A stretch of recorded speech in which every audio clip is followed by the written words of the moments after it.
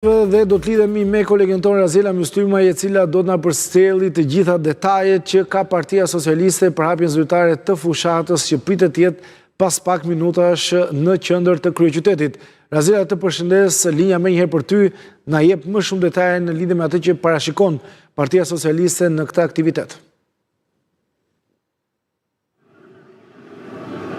Kjo është dita e parë e fushatës zgjedhore, zyrtarisht sipas përcaktimeve edhe të kodit zgjedhor, pasi do të pasojnë 30 ditë intensive të fushatës nga partitë pjesëmarrëse në zgjedhje. Megjithatë, Arbër, kryeministri Edi Rama, kryesocialisti, ka zgjedhur që fushatën zyrtare të Partisë Socialiste ta çel një ditë më pas, ditën e nesërme, këtu në sheshin Skënderbej në orën 12, ku do të mblidhet me përfaqësuesit dhe simpatizantët e Partisë Socialiste për të lidhur më pas me të gjithë simpatizantët në 11 qarqet e tjera të vendit përmes një ekrani të madh që do të vendoset këtu në sheshin Skënderbej. Megjithatë, pavarësisht se hapja zyrtare e fushatës do të jetë ditën e nesërme, kryeministri Edi Rama ka zgjedhur që edhe ditën e përcaktuar nga kodi zgjedhor si dita e parë e fushatës zgjedhore që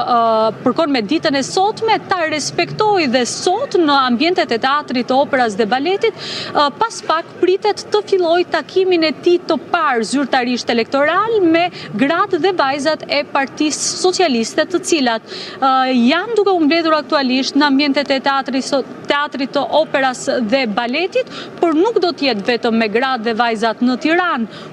E njëjta gjë, i njëjti skenar me atë se çfarë do të ndodhë ditën e nesërme është parashikuar edhe për sot. Pra, përmes një ekrani të madh të vendosur në skenën e teatrit operas dhe baletit, gratë socialiste të Tiranës, simpatizantet, gratë dhe vajzat do të lidhen po ashtu edhe me elektoratin femëror dhe simpatizantet e kësaj force politike në të 11 rrethet e tjera të vendit, duke dëgjuar fjalën e të përzgjedhurave të Partisë Socialiste për të mbajtur ditën e sotme hapjen e kësaj fushate elektorale, dhe në fund do të kulmoj me fjalën e kryeministrit Edi Rama, i cili pritet ta përmbyll aktivitetin e sotëm. Megjithatë, fokusi, Arbër, do të jetë sigurisht tek dita e nesërme, që është edhe hapja zyrtare dhe hapja e madhe e Partisë Socialiste për këtë fushatë zgjedhore, dhe ka një arsye se pse kryeministri Edi Rama ka zgjedhur datën 12 duke e thyer disi traditën zgjedhore, pra një ditë pas çeljes zyrtare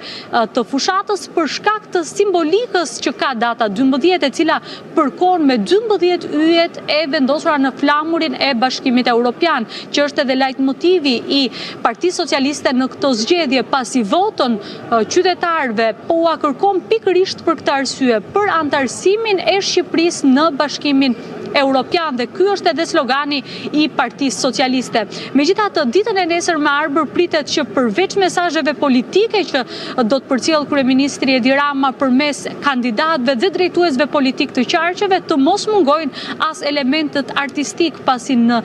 çdo qark do të ketë një performancë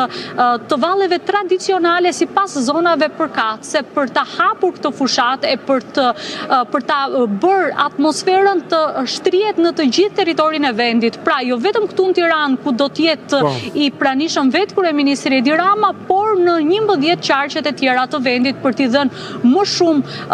frymarrje dhe emocion, të themi kështu, nisjes zyrtare të kësaj fushate elektorale, që përkon me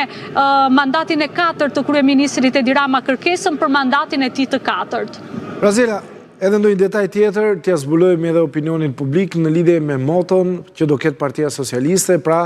do jetë ajo që ka të bëjë me pasaportën europiane, por slogani i cili do të jetë. Ndalemi pak edhe këtu. Slogani do të jetë Shqipëria Europiane 2030, vetëm me Edin dhe Partinë Socialiste. E përmbledhur në këtë tokë fjalësh ajo se çfarë kryeministri Edi Rama ka thënë për gjatë këtyre 2 muajve të fundit, ku ka intensifikuar daljet e tij publike, takimet me strukturat dhe qytetarët, pikërisht për tu kërkuar votën për në Bashkimin Evropian. Dhe siç ka deklaruar ai së fundmi, votën e kërkon përtej mbështetjes tradicionale dhe votuesve natyral të Partisë Socialiste që janë antarë të strukturave dhe simpatizantët e përhershëm të forcave politike, por duke shkuar përtej edhe tek vota e elektoratit gri dhe vota e opozitarëve, Partisë Demokratike dhe partive tjera opozitare, duke u kërkuar që të bëhen për herë të parë bashk në këtë moment që ai e cilëson historik për shkak të ecurisë së procesit të integrimit evropian dhe siç kemi marrë së fundmi edhe lajmin se do të çelet negociata, do të mbahet më datë 14 prill, pra vetëm 3 ditë më pas konferenca e 4 ndërqeveritare me hapjen e një tjetër grup kapitulli, çka dëshmon le të themi kështu ecurinë e procesit negociatave dhe atë se çfarë kryeministri Edi Rama ka thënë publikisht në daljet e tij të fundit publike, se plani i dakordsuar me Bashkimin Evropian është pikërisht që mbyllja e negociatave, flas këtu për procesin teknik, të përfundoj brenda 2027-s dhe brenda 2030-s Shqipëria të jetë një antare me të drejta të plota në Bashkimin Evropian. Pikërisht këtu me këtë fokus dhe mision, siç e ka quajtur kryeministri Edi Rama, është objektivi kryesor i Partisë Socialiste, të arrijë 1 milion vota